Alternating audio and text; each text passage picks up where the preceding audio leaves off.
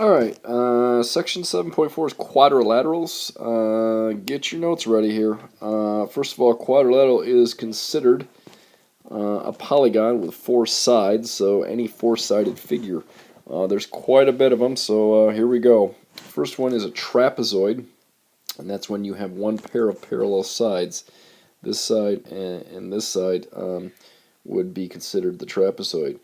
A parallelogram is the opposite sides are parallel and congruent. So if you look at this AD side and BC side, they're not only parallel, but they are also congruent, meaning they are equal lengths. DC and AB would be the same as well, both parallel and congruent. A kite says two pairs of congruent adjacent sides and, got a little caught off, and opposites are not congruent. So a little weird here. This side and this side are not congruent, and this side are not congruent. However, we do have two pairs of adjacent sides that are congruent. So this one and this one are next to each other, so that makes them congruent, adjacent. And these are adjacent because they're next to each other, and they are also congruent and equal. So kite's kind of weird with that, but you got to have two pairs of each. So the ones next to each other are always going to be congruent. All right, some other definitions here you need to know. Rectangle has four right angles. Obviously, at this point in your life, I'm sure you know what a rectangle is, but please understand that to define a rectangle, you have to have four right angles. A square also has four right angles, but the difference is you need four congruent sides that have the same length. Square and rectangle might seem like they're the same thing, but understand that a rectangle does not have to have the four equal sides like a square does. A rhombus is again like these other two, but the difference is you don't need right angles. You just need four congruent sides. So that's what a rhombus is.